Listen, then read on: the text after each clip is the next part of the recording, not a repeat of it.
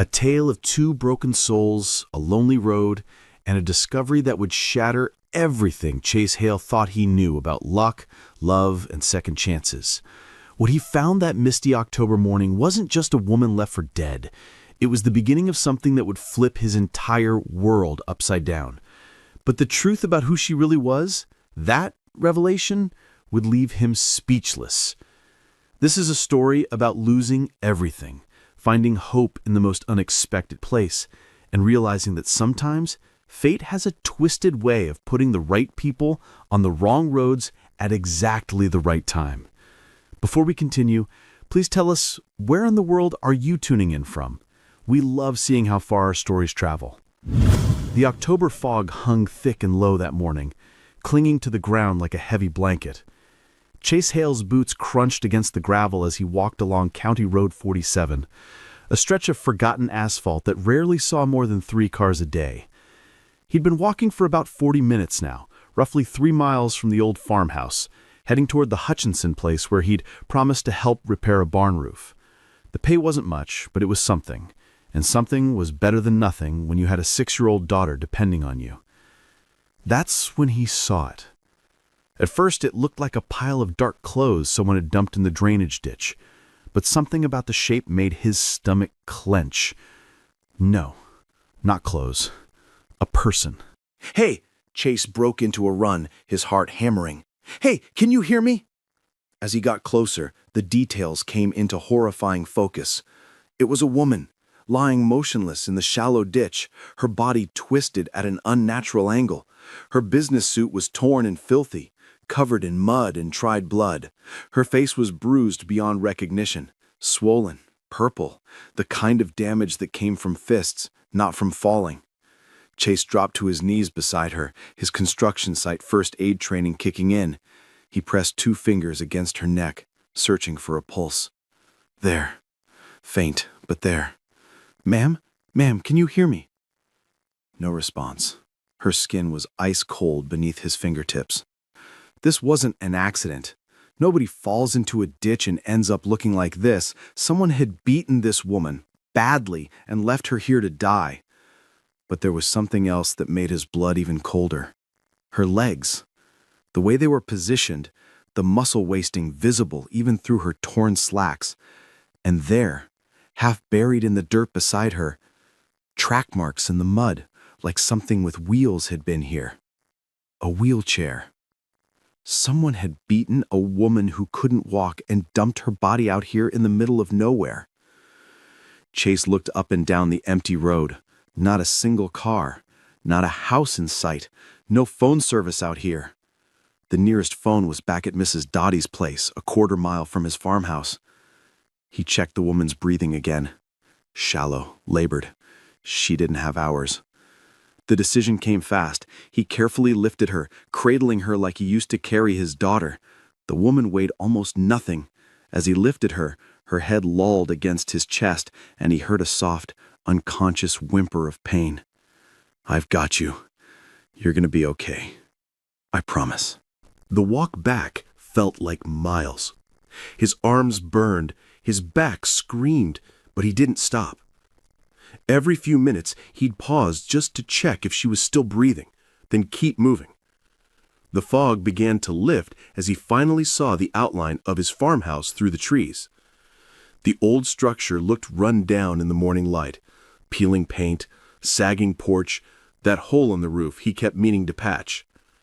Chase shouldered his way through the front door and headed straight for his bedroom. He laid the woman gently on his bed and grabbed the first aid kit from the hall closet. The muscle atrophy in her legs was severe. Years of paralysis, not months. The bruising on her arms showed where someone had gripped her hard. Defensive wounds on her hands where she tried to fight back. This wasn't random violence. This was personal. Chase ran to Mrs. Dottie's house, pounding on her door until the elderly woman answered. "Chase, what in heaven's name?" "I need your phone, now. There's a woman. Someone hurt her. Bad." Mrs. Dottie handed him her old rotary phone without question. "What's your location, sir?" 1247 County Road 47. I found a woman on the side of the road. She's been beaten, unconscious, and I think she's paralyzed. Chase rattled off everything he could: pulse rate, breathing, visible injuries. Then came the words that made his stomach drop. "Sir, there's been a major accident on Interstate 88. Our nearest available ambulance is approximately 3 hours away." 3 hours. Understood. He ran back to check on the woman. She was exactly as he'd left her. Pale, cold, barely breathing. Chase pulled a chair up beside the bed, checking her pulse every 10 minutes, talking to her even though she couldn't hear him, because the silence felt too much like death. "Whoever you are, you're a fighter, so just keep breathing, okay?" An hour passed, then 90 minutes, and then her eyes fluttered open. Chase leaned forward instantly. "Hey, you're safe. Don't try to move." Her eyes were wild with terror, unfocused, searching for threats that weren't there. "Please, don't let them find me. No one's going to hurt you here, I promise." "My chair." Her words came in broken fragments. "They took my chair, said I wouldn't need it, burned it right in front of me." Chase felt rage coil in his gut. "Veronica," the woman whispered. "My sister. She watched.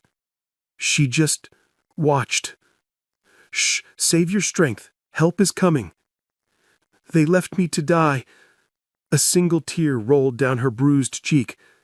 "She said our father was a fool, giving me the company when I can't even walk." Then her eyes rolled back and she was unconscious again. The ambulance finally arrived 2 hours and 47 minutes after his call. The paramedics rushed in with professional efficiency. "Sir, did she say anything?" "She was conscious for maybe a minute. Said something about her sister, about her wheelchair being burned." The paramedic's expression darkened. This woman's been drugged, heavy sedatives, and these injuries, someone wanted her dead. "Which hospital are you taking her to?" "St. Catherine's in Bloomington." Chase nodded. "I'm following you there." Chase ran back to Mrs. Dottie's house where his daughter Brielle was having breakfast. The little girl looked up from her cereal. "Daddy, you's back early." "Something happened this morning. I found a lady who's hurt, and I need to make sure she gets to the hospital safely. Can you be a big girl and come with me?" Brielle's brown eyes went wide. "Is she hurt bad?" "Pretty bad, yeah." "Then we gotta help her." Brielle jumped down and grabbed her stuffed rabbit. "Mr. Bunny always makes me feel better when I'm scared. Maybe the hurt lady needs him too." The drive to St. Catherine's took an hour. A police officer approached Chase almost as soon as he walked through the doors. "Sir, I am Officer Martinez. I understand you're the one who found the victim?" For the next hour, Chase gave his statement while Brielle clung to him. "Mr. Hale, do you have any idea who this woman is?" "No." She was unconscious most of the time. Officer Martinez wrote something in his notebook. "Between you and me, this looks like attempted murder. But she did survive. Because of you," the officer met his eyes. "You saved her life, Mr. Hale." "Daddy, can we wait here till the sleeping lady wakes up?" "Yes, sweetheart, we can wait." They waited for hours. Brielle drew pictures with crayons a kind nurse provided. Chase sat in the uncomfortable plastic chair, his mind wandering to places he'd been trying to not go for 2 years. He thought about Andrea, about the day she'd collapsed, how the doctors had said stage 4 and weeks, not months. He thought about Marcus, his business partner, who had stolen everything while Chase was buried in grief. The lawyers said he'd have to declare bankruptcy. Creditors took the house, the cars, everything. The farmhouse had been Andrea's childhood home, inherited from her parents. It was falling apart, but it was all they had left. For 2 years, Chase had been surviving, just barely. But this morning, when he'd found that woman in the ditch, something had shifted. For the first time in 2 years, he'd felt useful, necessary. "Mr. Hale?" Chase looked up. A doctor in scrubs stood before him. "I'm Dr. Patel. She's stable now. Critical, but stable. She has 3 cracked ribs, severe contusions, and evidence of long-term paralysis. Someone also drugged her heavily. This was a planned attack." Chase felt sick. "Can she have visitors?" "Not yet. She's unconscious and will likely remain that way for at least another day." That evening, after tucking Brielle into bed, Chase sat on the porch steps and looked up at the stars. He thought about the woman lying in that hospital bed, about the terror in her eyes, about whoever had hurt her and why. Tomorrow, he'd go back. He'd keep his promise to Brielle. The stars offered no answers, but they rarely did. Chase woke to Brielle bouncing on his bed at 6 in the morning. "Daddy, we gotta go see the hurt lady." They arrived at St. Hatherine's at 8:30. The nurse smiled when she saw them. "Back again? She's still unconscious, sweetie, but I bet she'd love to see your drawings when she wakes. Can we put them on her wall?" "I think that would be wonderful." In the private room, Chase saw the woman in proper lighting for the first time. She was younger than he'd thought. Early 30s, maybe? Even with the bruising, he could see delicate features, high cheekbones, long blonde hair, the kind of face that belonged in boardrooms, not beaten and left to dead. Brielle placed Mr. Bunny on the bedside table. "There, now you won't be lonely." Hours passed. At 11 a.m., Officer Martinez appeared in the doorway. "Mr. Hale, we have an ID, and this situation is a lot bigger than we initially thought." Chase's stomach tightened. "Who is she?" Officer Martinez pulled out a photograph. "Her name is Valentina Cross, CEO of Cross Technologies.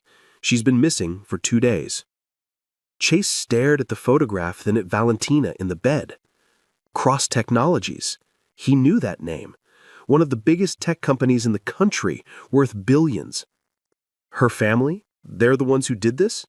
"We're investigating, but this woman had 70% ownership of a multi-billion-dollar company. Certain people apparently thought her wheelchair made her unfit to lead." Officer Martinez's expression hardened. "We're looking at her stepsister and several board members." Someone had tried to murder her for money, for power. "We'll need you to testify when this goes to trial." Chase nodded slowly. "Whatever she needs." "Daddy," Brielle tugged his sleeve, "what's a CEO?" "It means she's in charge of a big company, sweetheart.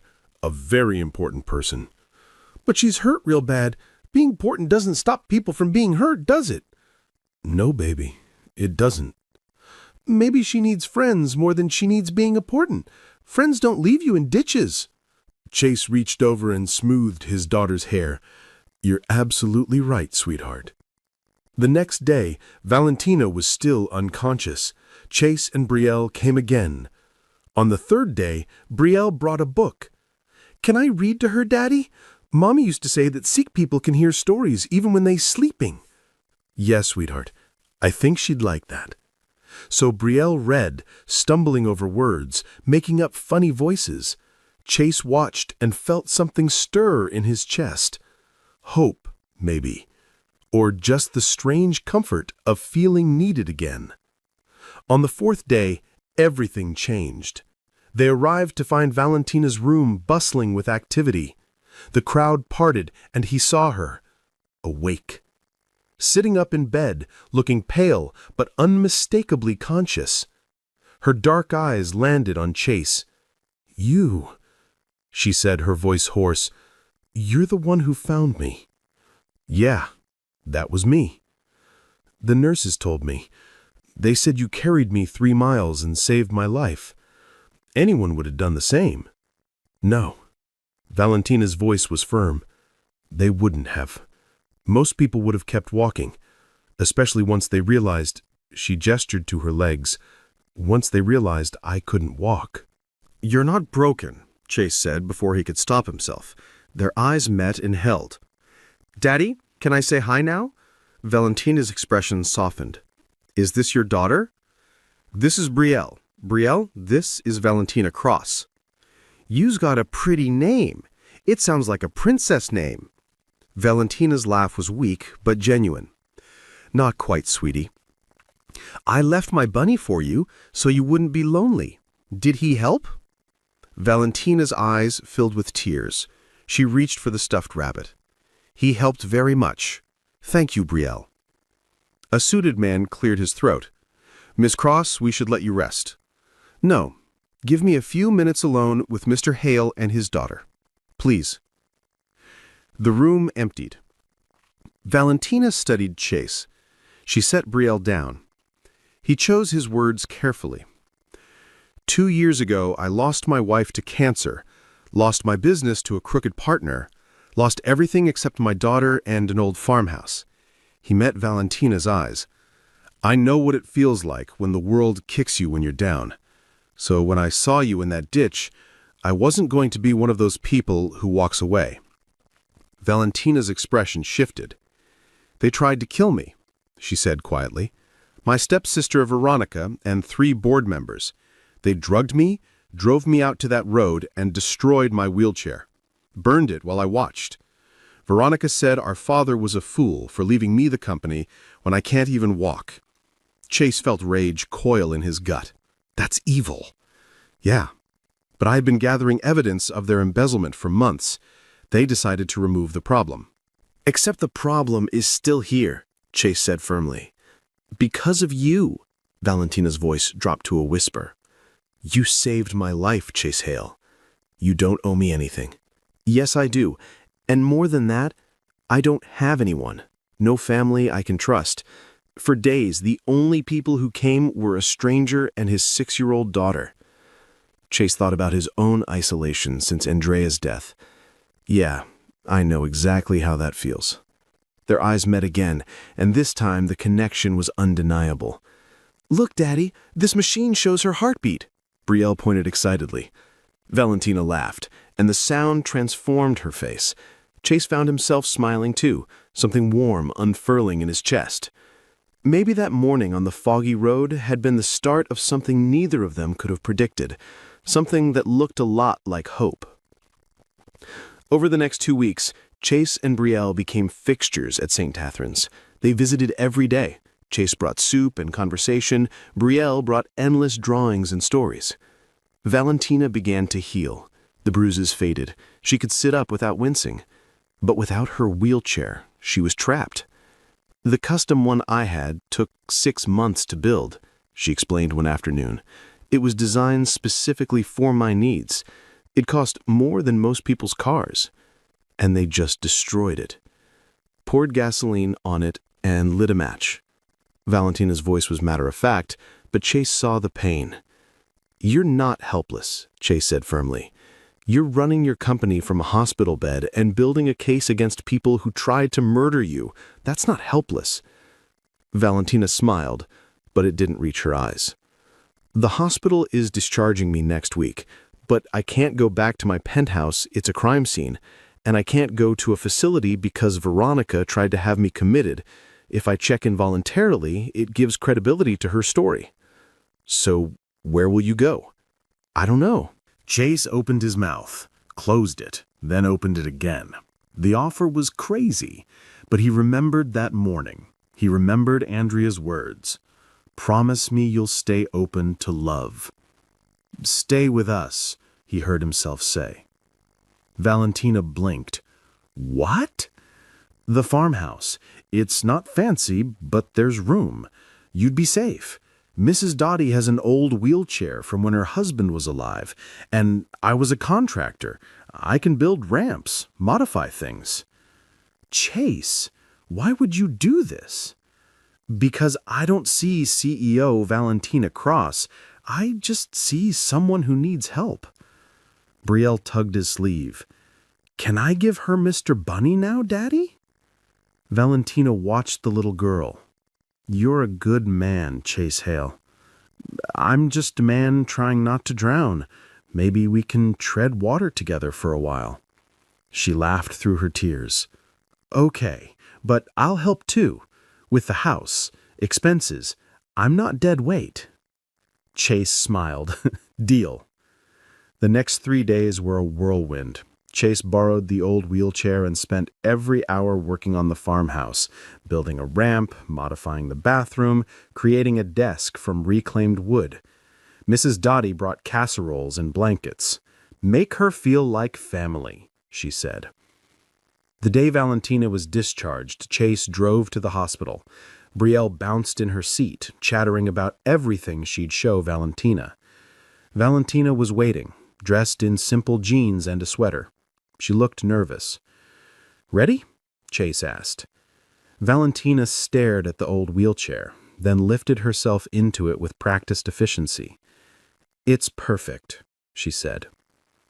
The drive was quiet. When they pulled up to the farmhouse, peeling paint, sagging porch, Valentina studied it. "It's beautiful." "You're a terrible liar." "I'm serious. It feels like a home." Chase lifted her from the truck, trying not to notice how his hands lingered at her waist. Inside, Valentina wheeled through each room slowly. She stopped at the desk he'd built. "You made this?" "Nothing fancy." "Chase," she turned to look at him. "This is the kindest thing anyone has ever done for me." He didn't know what to say. How could that be possible? "You deserve kindness," he said simply. Their eyes locked, and the farmhouse kitchen felt very warm. Then Brielle stumbled in. "Miss Valentina, you're here. Come see my room." The moment broke, but the warmth remained. The first week was an adjustment. Valentina worked remotely, rebuilding her company from the farmhouse. Chase went back to his odd jobs, and Brielle appointed herself Valentina's official helper. 1 butterfly, 2 butterfly, 3 butterfly, she'd count as Valentina did physical therapy stretches. In the evenings, after Brielle went to bed, Chase and Valentina would sit by the fireplace. They talked about everything. She told him about the isolation of being CEO, about how her wheelchair had become both challenge and teacher. People treat you differently. They talk slower, make decisions for you without asking. They act like your disability defines you. That must be exhausting. It is. But it taught me who's worth keeping in my life. Chase felt the weight of her gaze. Brielle said you're the only grown-up who doesn't talk to her like she's stupid. She's brilliant. Why would I? Exactly. Chase leaned back. I lost my wife 2 years ago. Cancer. 6 weeks from diagnosis to... He couldn't finish. Then my business partner stole everything. Lost the house, the business. Ended up here because this was all we had left. I'm sorry, Valentina said softly. The grief is one thing, but the isolation after? People stopped calling because they didn't know what to say. I understand that, Valentina said. When I had my writing accident, half my friends vanished. I wasn't convenient anymore. They sat in silence, 2 people who'd been left behind, finding understanding in each other. Can I ask you something? Valentina's voice was tentative. Anything. Why aren't you angry? He considered carefully. I was angry. For months. But then Brielle asked me why I was so sad all the time. Said her teacher told her sad daddies can't see happy things. I realized I could either stay angry or find the good moments. That's survival. He turned to look at her. You understand that. You've been surviving your whole life, proving yourself, building an empire despite everyone saying you couldn't. Chase, I don't think you realize how extraordinary you are. You saved my life. You opened your home. You treat me like a person, not a charity case. You just see me. That's not extraordinary. That's just being human. Maybe that's what makes it so rare. Their eyes met and held. Chase reached out slowly. She didn't pull away. His hand covered hers, and her fingers intertwined with his. They stayed like that for a long time, hands clasped, hearts cautiously opening. The following weeks fell into rhythm. Chase would make breakfast and head to work. Valentina would command her company from her desk. Brielle would come home bursting with stories. Miss Valentina, look, I drawed you a picture of a CEO. This is wonderful, Brielle. I especially love the butterfly wings. That's 'cause you're magical. Chase watched these interactions with a heart that felt too full. One evening, Valentina insisted on helping with dinner. They worked side by side, and Chase felt something shift. After dinner and Brielle's bedtime, Chase came downstairs to find Valentina on the floor doing exercises. "Need a spotter?" he asked. "Always." He sat beside her, counting reps. The exercises were grueling, but she pushed herself hard. "Enough," Chase said finally. "You're going to hurt yourself." "One more set." "Valentina." His hand covered hers. "It's enough." She looked at him, breathing hard, then nodded. "Help me back?" He lifted her carefully into the wheelchair, but instead of wheeling away, she stayed close. "Thank you," she said softly, "for not treating me like I'm fragile. You're the least fragile person I know." "I feel fragile around you, in a good way, like it's okay to not be strong all the time." Chase crouched down so they were eye level. Valentina's hand came up to rest against his cheek. "Chase, I think I'm falling for you, and that terrifies me." His heart hammered. "Why?" "Because I've lost everything once. I don't think I could survive losing you, too." Chase covered his hand with hers, kissing her palm. "You're not going to lose me." "You don't know that." "No, but I know that finding you was the first time in 2 years I felt like my life had purpose. I know that hearing you laugh with Brielle makes me happier than I thought possible. I know that when I come home and see you here, I feel like maybe I didn't lose everything. Maybe I just found something different." Valentina's eyes filled with tears. "That's the most beautiful thing anyone's ever said to me." "Then people have been saying the wrong things." She pulled him closer, and he wrapped his arms around her. They held each other, two broken people discovering that sometimes broken pieces fit perfectly. The next morning, Brielle found them asleep by the fireplace. Chase in the chair, Valentina in her wheelchair, hands still intertwined. "Daddy, you's holding hands with Miss Valentina." Chase jolted awake. "What's wrong, sweetheart?" "Nothing's wrong, but you like her, which means maybe we're going to be a family." Valentina laughed. "Good morning, Brielle." "Is it true? Do you like my daddy?" Valentina looked at Chase. "Yes, I do. Very much. Is that okay?" Brielle's face split into the biggest smile. "It's the best! Can we have pancakes to celebrate?" As Chase made breakfast, he watched Valentina and Brielle at the table. "This," he thought. "This is happiness." 3 weeks in, Valentina's new custom wheelchair arrived. The sleek, high-tech chair looked like it belonged in a sci-fi movie. "It looks like a spaceship." But before Valentina transferred to it, Brielle appeared with butterfly stickers. "For good luck." Valentina looked at the expensive chair, then at the little girl. "You're right. Where should we put them?" 20 minutes later, the sleek black wheelchair was covered in sparkly butterflies. During her video conference that evening, a board member commented on the stickers. "A gift from a friend," Valentina said smoothly, "to remind me what really matters." November arrived with cold winds. Chase finally saved enough to fix his truck, which meant more jobs, but longer hours away. One night, he found Valentina on the phone, speaking rapid Spanish to someone clearly giving her trouble. She sounded commanding, powerful, every inch the CEO. When she hung up, she looked drained. "Tough call?" "Former business partner trying to weasel out of a contract. He thought he could push me around because..." She gestured to her wheelchair. "What did you tell him?" Valentina's smile was sharp. "I told him I survived attempted murder. I'm not afraid of him." Chase laughed. "Remind me never to cross you." "You're safe. You're not a business deal." "What am I, then?" She wheeled closer. "You're the person who makes me remember what it's like to feel safe.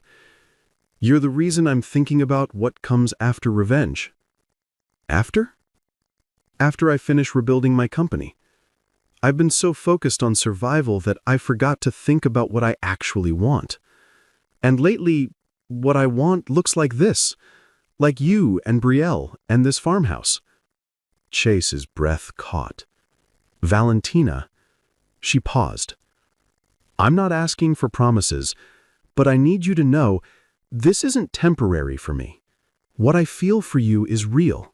Chase crossed the room, dropping to his knees. It's real for me too. Then what do we do?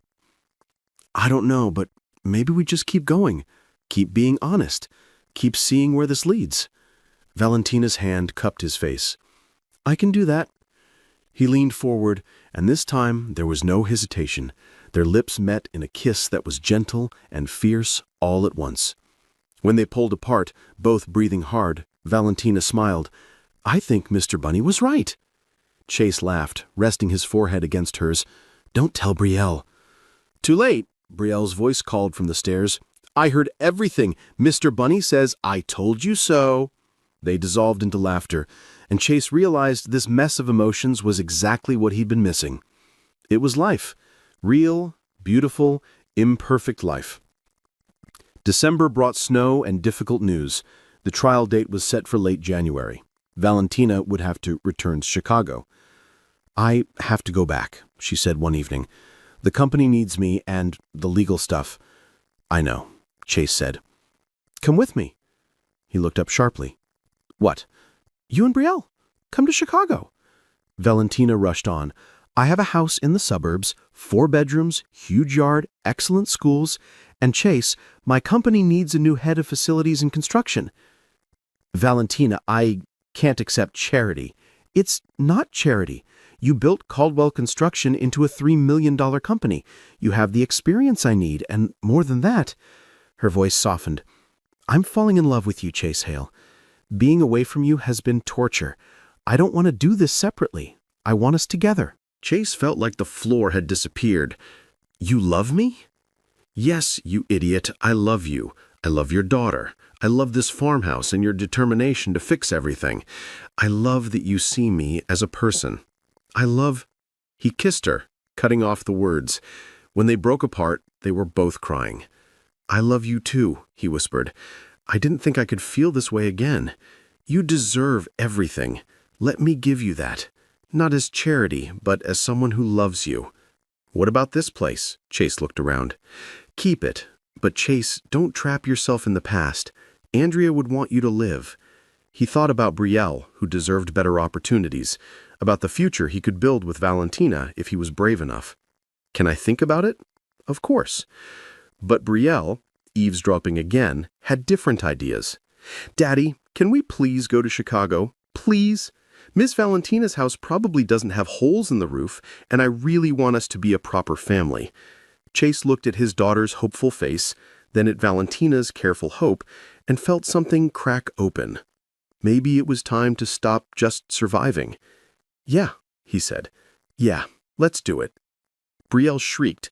Valentina's face transformed with relief, and Chase felt, for the first time in 2 years, like the future held promise. It held love. 4 months later, Chase stood in his new office on the 15th floor of Cross Technologies Tower, looking out at the Chicago skyline. Behind him, his office door opened. Mr. Hale, you have a visitor, his assistant said. Veronica rolled in, looking every inch like the CEO. Hey, stranger, lunch? Chase grinned. The boss is asking me on a date? Consider it a performance review. She wheeled closer, and he kissed her. The trial had concluded weeks ago. Veronica and the board members were convicted, facing decades in prison. Valentina had restructured Cross Technologies completely, implementing accessibility initiatives that Brielle had inspired. The company was thriving, but Chase knew the real story. It wasn't about a CEO reclaiming her empire. It was about 2 broken people finding each other and choosing to build something beautiful from the wreckage. How's Brielle? Valentina asked. Made 3 new friends today. Of course.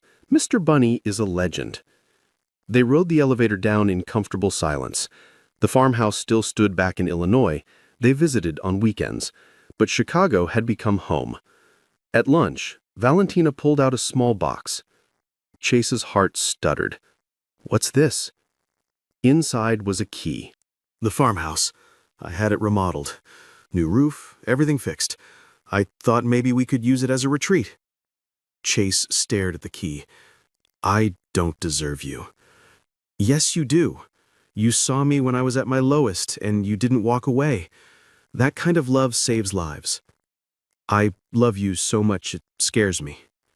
Good, because I have one more thing. She pulled out another box. A ring. Simple, elegant, designed not to interfere with wheelchair use. Marry me, Valentina said. Build a life with me, not because I saved you or you saved me, but because we choose each other, every day. Chase couldn't speak. He just nodded until she laughed and he kissed her, and the restaurant erupted in applause. That evening, when they picked up Brielle, she saw Valentina's ring and screamed, "Mr. Bunny was right! We're going to be a family for real!" Chase lifted his daughter up and looked at Valentina. The woman he'd found broken in a ditch. The woman who'd refused to give up. The woman who'd taught him that second chances were real. "Yes, sweetheart. We're a family. The best kind. The kind we chose." That night, Chase and Valentina sat in their living room. "Do you ever think about that morning?" asked Chase. "Every day," admitted Valentina. "If you'd left 5 minutes earlier, if the fog had been thicker, if you'd died in that ditch." She ran her fingers through his hair. "But I didn't. The universe was giving us both a second chance. You'd lost everything. I'd been betrayed, left for dead, alone. We were both broken. And broken things can be fixed," Chase finished, "or rebuilt into something better." He stood up, kneeling beside her chair. "I have something to say." "Okay." "I loved Andrea. Part of me always will. But loving you doesn't diminish that. You're not a replacement. You're exactly who I'm meant to be with right now." "Chase, and I know you're scared, but I need you to hear this. I don't see your disability. I see your strength.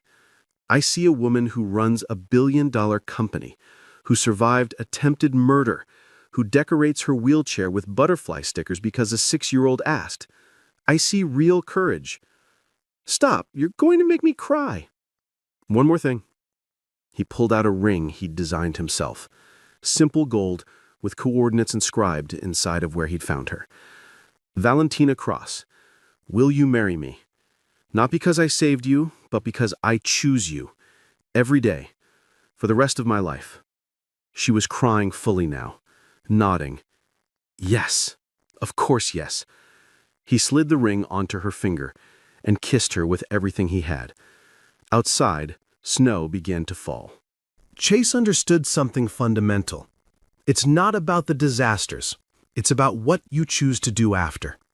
It's about the people you find in the wreckage, the hands you hold in the darkness, the love you build from broken pieces. 2 years ago, he'd lost everything. 6 months ago, he'd found a woman dying in a ditch. Today, he had a family, a career, a future. And tomorrow held even more. The road ahead stretched before them, but they'd walk it together. Or, in Valentina's case, roll it together. And that made all the difference. Sometimes the greatest treasures aren't found when you're searching. Sometimes they're discovered when you simply stop to help someone else. When you choose compassion over convenience. When you see past the broken exterior to the fighting spirit underneath. Chase Hale had found Valentina Cross on the worst day of her life. But really, they'd found each other. And in finding each other, they'd found themselves again. That was the real miracle. Not the survival, not the rescue, not even the love story. It was the reminder that no matter how broken you are, there's always a chance for something new. Something beautiful. Something worth fighting for. You just have to be brave enough to reach for it when it appears, unexpected and impossible, and absolutely perfect.